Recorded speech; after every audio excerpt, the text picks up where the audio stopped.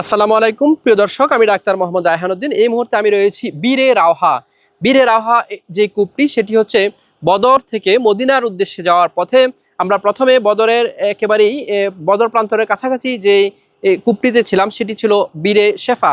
বীরে শেফা থেকে আমরা মদিনার উদ্দেশ্যে যাচ্ছি। তা বীরে শেফা থেকে 7-8 কিলোমিটার এগুলেই মদিনার পথে তখন যে কূপটি পাওয়া যায় সেটি হচ্ছে বীরে রাওহা।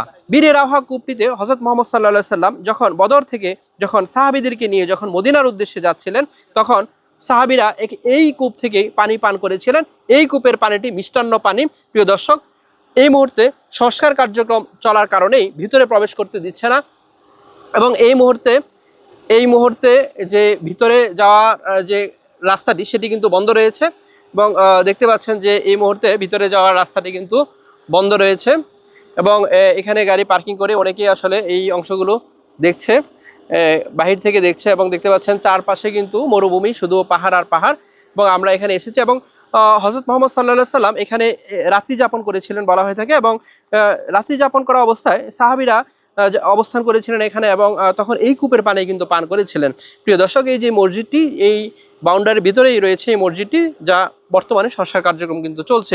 এটি ছিল সেই মসজিদ যে মসজিদে রাসূল সাল্লাল্লাহু আলাইহি সাল্লাম এখানে নামাজ আদায় করেছিলেন বলা হয়ে থাকে। প্রিয় দর্শক,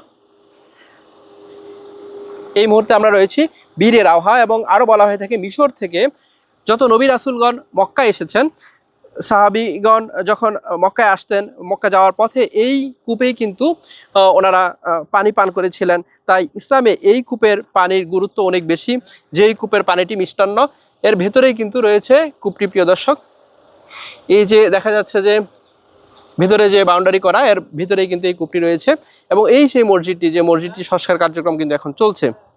প্রিয় দর্শক, চারপাশে কিন্তু শুধু মরুভূমি আর মরুভূমি। দেখতে পাচ্ছেন উট দেখা যাচ্ছে এখানে, সাথে গাদা দেখা যাচ্ছে।